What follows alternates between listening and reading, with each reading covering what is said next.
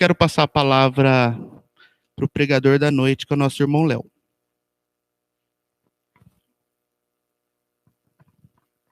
Som. Faz o Senhor Igreja de novo.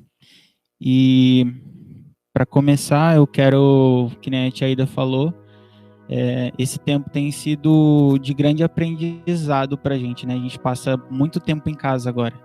E acho que tem muita gente que tá podendo pensar em muita coisa. E eu falo por mim. E hoje eu vou trazer um pouquinho daquilo que durante a semana passada para cá Deus vem falando comigo. E para mim foi libertador, foi igual a palavra fala que foi para a liberdade que Cristo nos libertou. Então essa palavra para mim, quando o Luciano me chamou para trazer, eu estava até pensando em gravar um vídeo e mandar no grupo dos jovens, no departamento de jovens no WhatsApp. Só que daí, quando cheguei do serviço à tarde, o Luciano me mandou mensagem, eu vi a mensagem dele, ele falou, você pode levar a palavra no domingo? Eu falei, tá bom, vou, eu topo. Então, vamos lá. Eu quero ler aqui em Gálatas 5, no versículo 1. Só o versículo 1 eu vou ler. Eu queria falar uma coisa, eu em casa assistindo aos cultos, né, que a gente está fazendo transmissão ao vivo pelo YouTube, pelo Facebook, teve um dia que eu me senti muito esquisito por não estar na igreja, mas estar assistindo, e eu lembrei de um dia que eu trouxe uma palavra numa abertura de um culto e Deus me deu a seguinte frase, que culto não é entretenimento, culto é relacionamento. Então, não trata só porque você está assistindo do seu celular ou da sua TV, que é smart, enfim.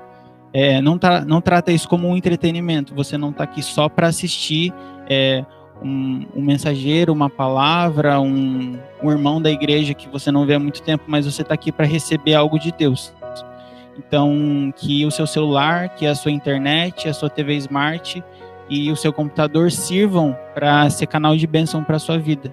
Então, escute Deus, participe do culto e não só escute, não só assista, mas participe dele na sua casa. Eu sei que às vezes é estranho, né? Porque você não está num ambiente que você está acostumado a estar, né? De você tem um monte de gente ao seu redor e orar e levantar sua mão e dar um glória alto, mas você está na sua casa e você tem a liberdade. Mas mesmo você tendo essa liberdade, muitas vezes no meio da sua família você sente vergonha, você não tem um espaço que você que você tem muitas vezes na igreja. Muitas vezes você não tem uma intimidade tão profunda com seus pais ou com as pessoas que você mora. Então você não se sente à vontade. Mas a Bíblia fala que onde o Espírito Santo está, aí a liberdade. Então se sinta na liberdade, você está na sua casa, você pode abrir a sua Bíblia, você pode falar um amém, confirmando aquilo que está sendo dito aqui, e eu quero declarar uma palavra de vida sobre você hoje, uma palavra de liberdade para você hoje, algo que eu vivi na minha vida e eu quero transmitir para você, amém? Então vamos lá, capítulo 5 de Gálatas, no versículo 1, ele fala assim para a gente: foi para a liberdade que Cristo nos libertou. Portanto, permanecei firmes e não vos sujeiteis outra vez a um jugo de escravidão. Há alguns dias atrás, eu estava voltando do serviço e fui pagar uma conta com a minha tia na lotérica e encontrei com uma colega de escola, e há muito tempo. E a gente conversou e tal, e relembramos de várias coisas do tempo da escola, demos risada, lembramos de coisas ruins que a gente fez, porque na escola a gente apronta muito. E eu fui embora e chegando em casa, aquela conversa ficou na minha cabeça.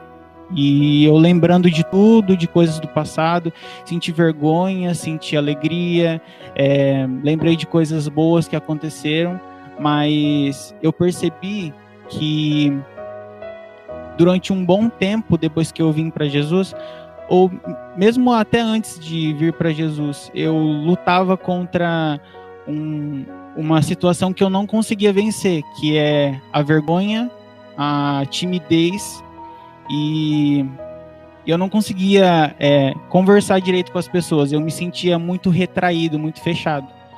E isso seguiu, tipo, desde sempre, na época da escola, no ensino médio, até semana passada.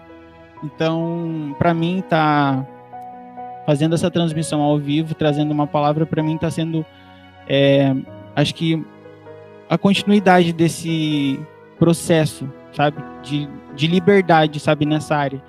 E para mim era muito difícil conversar com alguém. No serviço era muito difícil conversar com alguém. Às vezes na minha cabeça, tipo assim, a conversa estava indo, mas na minha cabeça estava tudo travado. Eu não conseguia falar, a pessoa me perguntava alguma coisa e eu não conseguia responder, eu não conseguia achar assunto, sabe? E tinha muita vergonha de conversar com as pessoas, na escola, enfim.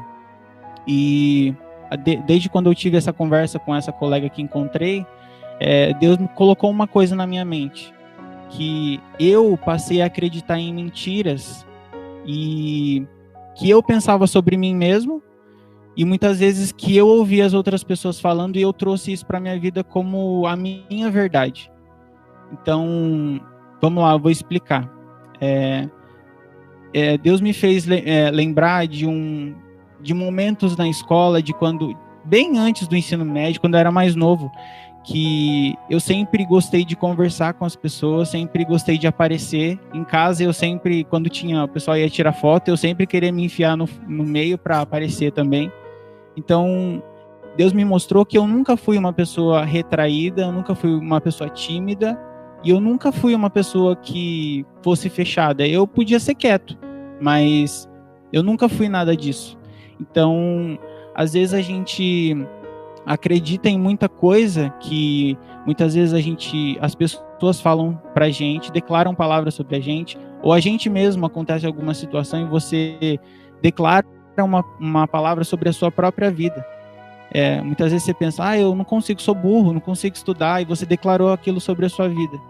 E essa mentira, que é uma mentira, porque você não é burro, muitas vezes eu sei que a depressão é uma coisa que é real, e precisa ser acompanhado por um médico, precisa do tratamento, mas muitas vezes você não tem depressão, você não tem ansiedade, você não tem síndrome do pânico. Muitas vezes você trouxe essa mentira como a sua verdade, e isso te torna alguém escravo dessa situação, porque eu falo que eu vivi os meus dias preocupado em tentar arrumar alguma coisa que não tinha que ser arrumado, porque não tinha nada, sabe? E eu quero mostrar para você aqui, eu quero colocar 2 exemplos. Em Gênesis capítulo 3, que fala da criação, que fala do homem, da mulher e tal, que eles estão no jardim, e até aqui passa a parte que Deus faz tudo e mostra para o homem, fala para ele que ele pode comer de todos os frutos, de todas as árvores do jardim, menos de uma específica. E aí no capítulo 3, chega a serpente e conversa com a mulher. Ela começa a dialogar com a mulher e ela fala que no capítulo 3, no versículo 3 também. A partir do versículo 2, ele fala assim, ao que declarou a mulher à serpente: nós podemos comer dos frutos das árvores do jardim, mas do fruto da árvore que está no centro do jardim, Deus disse: dele não comereis, nele não tocareis, para que não morrais.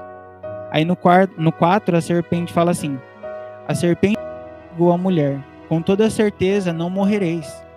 Ora, Deus sabe que no dia em que dele comerdes, vossos olhos se abrirão, e vós, como Deus, sereis conhecedores do bem e do mal.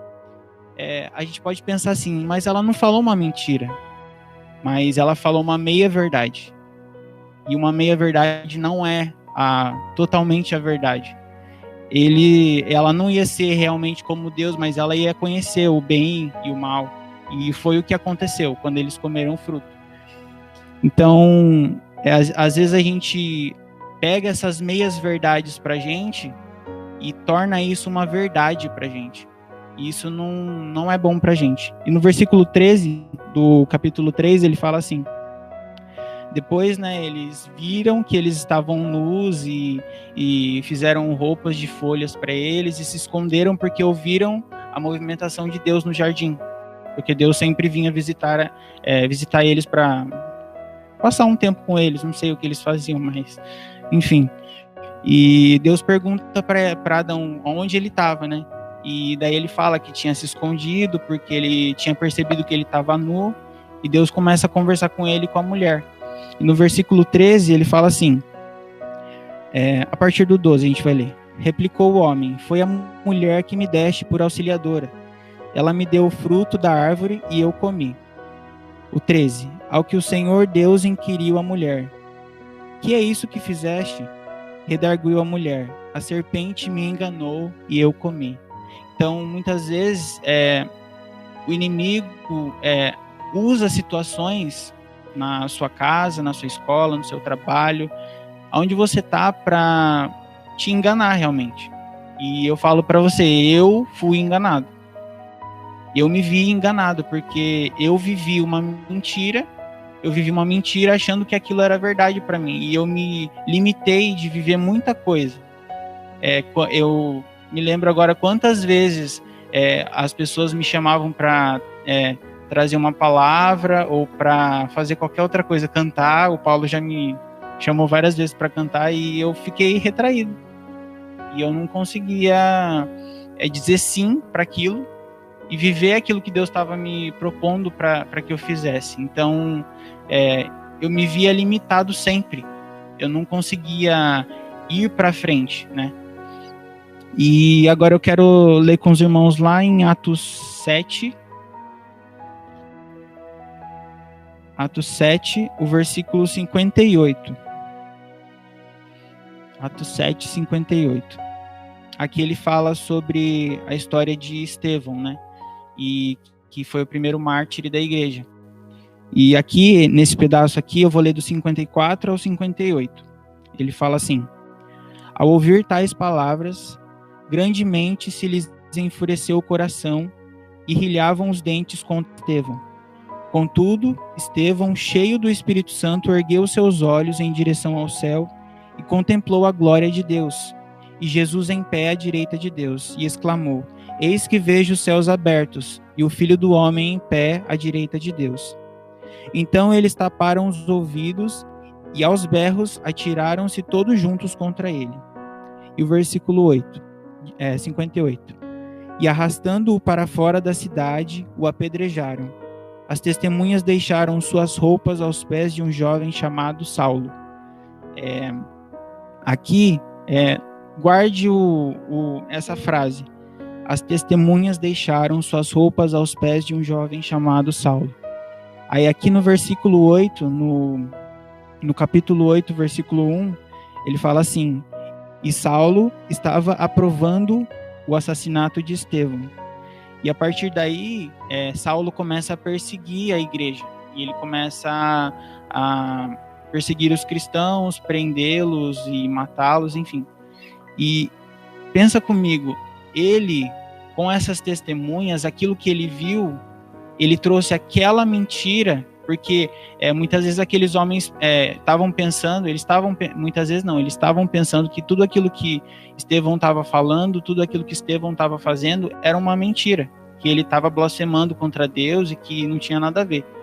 Mas na verdade, tudo aquilo que ele estava fazendo era bom, e ele estava declarando o evangelho, ele estava declarando a salvação, mas aquelas pessoas não queriam ouvi-lo. Então, muitas vezes, Saulo pegou aquela mentira daquelas testemunhas, daqueles homens que apedrejaram Estevão, como a sua verdade. E aquela mentira passou a ser o propósito de vida dele. Então, pensa bem, às vezes a gente leva um monte de mentira sobre as nossas vidas, e a partir daquela mentira você pauta toda a sua vida, e você vive uma vida que é realmente uma mentira. Os seus planos, os seus propósitos são pautados em uma mentira, e você sempre se frustra. Você não consegue prosseguir, você não consegue ir para frente, porque você não está vivendo uma verdade. E a Bíblia fala que conhecereis a verdade e a verdade vos libertará. E hoje eu tô aqui para declarar sobre você vida, eu tô aqui para declarar sobre você essa verdade que me fez enxergar que não tinha nada que eu não tinha, que eu não era tímido, que eu não sou retraído, e esses últimos dias, essa última semana, eu me vejo tão em paz, eu me vejo tão alegre, eu me vejo tão vivo, sabe? E tem sido muito diferente, e eu oro para que isso aconteça na sua vida. Não sei se agora tem só o pessoal da igreja que está assistindo, mas eu oro para que outras pessoas, mesmo que não sejam da igreja, estejam assistindo. Eu oro para que você possa encontrar em Deus essa verdade. Muitas vezes você procura em tantos lugares uma verdade para te preencher, um propósito, algo que faça sentido para você, e Jesus é essa verdade. Jesus é esse único caminho, essa única verdade, essa única vida, que é só nele que você vai encontrar. E aqui no capítulo 9 de Atos mesmo, no versículo 3, a gente vê continua a história de Saulo, né? Aí aqui no capítulo 3 ele fala, vou ler a partir do capítulo 1, do versículo 1. Ele fala assim: entre mentes, Saulo ainda respirava ameaças de morte contra os discípulos do Senhor. Dirigindo-se ao sumo sacerdote, pediu-lhe cartas para as sinagogas de Damasco, de maneira que, eventualmente, encontrando ali homens ou mulheres que pertencessem ao caminho, estivesse autorizado a conduzi-los presos a Jerusalém. Agora o 3. Entretanto, durante sua viagem, quando se aproximava de Damasco, subitamente uma intensa luz vinda do céu resplandeceu ao seu redor. Então, aqui eu percebo que Paulo, ele pegou essa mentira, transformou numa verdade, e isso virou o propósito dele, de vida. Ele passou a perseguir os cristãos, enfim.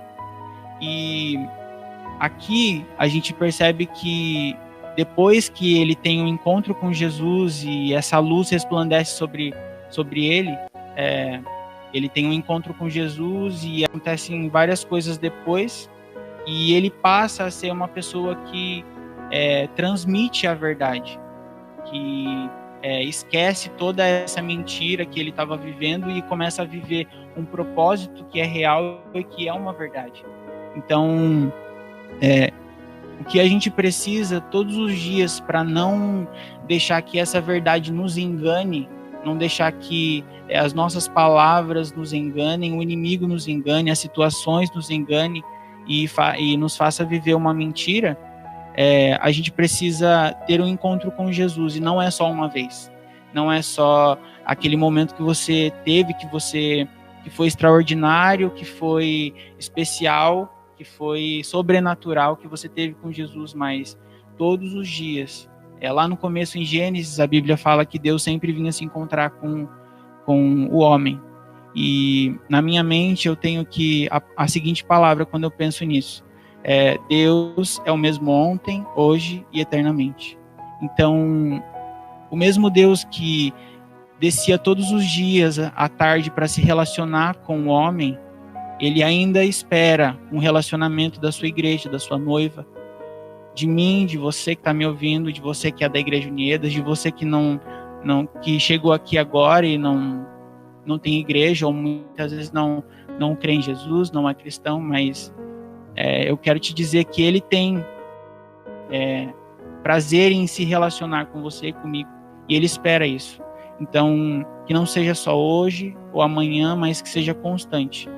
E uma coisa que para mim foi muito bom entender isso foi realmente a constância, porque quando você vive uma mentira, você vive essa verdade, que essa mentira, e vive ela como se fosse uma verdade, você sempre se frustra e você não consegue ir para frente. Você se frustra porque você não consegue orar, você se frustra porque você não consegue falar em público direito, você se frustra porque você não consegue falar do amor de Jesus para as pessoas, porque você não consegue falar, e eu glorifico a Deus por estar falando agora, por estar sem estar nervoso, sem estar, sabe, eu estou muito à vontade, eu fico muito feliz por isso.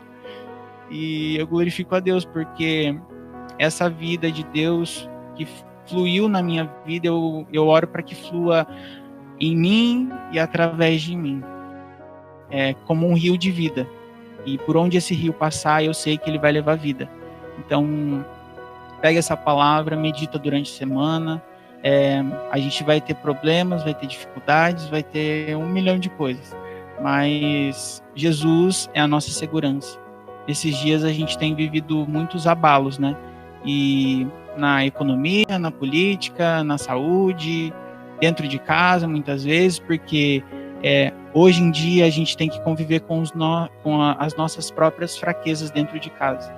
A gente, muitas vezes, antes de começar tudo isso, a gente tinha um escape. A gente ia no shopping, a gente ia na casa de tal amigo, a gente, enfim, fazia inúmeras coisas para não ficar em casa. Mas hoje a gente tem que ser confrontado por quem realmente a gente é. Não tem como mais viver uma vida dupla. Não tem como mais você viver de um jeito na igreja e um jeito em casa. De um jeito no trabalho e um jeito na igreja. Então, aproveita esse momento, esse período que eu acredito que Deus não trouxe a Covid, não trouxe. Mas eu acredito que todas as coisas cooperam para o bem daqueles que amam a Deus. E esse mal Deus transforma em bem, porque a gente que acredita em Jesus e tem essa esperança viva dentro dos nossos corações, a gente acredita que Deus realmente transforma o mal em bênção. Porque no meio disso tudo a gente consegue tirar uma lição. Isso traz esperança para a gente. E quando a gente permanece e vive constante, isso traz esperança e a gente continua e quer continuar. Então, agarra essa palavra, se prende nessa rocha que é firme, que é Jesus. E eu oro para que nesses dias você aprenda com a situação, né? E não só eu, não só o pessoal que está na igreja, mas você que não é cristão, você que não conhece Jesus ainda, procure pedir para Deus para que você possa ver essa situação com outros olhos, porque muitas vezes você se sente desesperado com a situação. E realmente, se a gente não tem um ponto de segurança, a gente fica desesperado. E Jesus é esse ponto de segurança. Ele é a nossa rocha firme. É nele que a gente pode pautar todos os nossos propósitos, o nosso futuro e tudo mais. Então, eu queria deixar essa palavra. E antes de terminar, eu queria fazer uma oração. E eu queria declarar essa palavra de 2 Coríntios 10.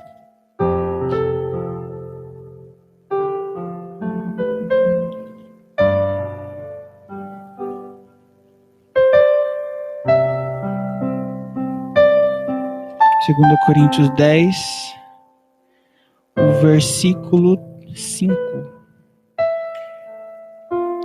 A partir do versículo 3, ele fala assim: porquanto, embora vivendo como seres humanos, não lutamos segundo os padrões deste mundo, pois as armas da nossa guerra não são terrenas, mas poderosas em Deus para destruir fortalezas.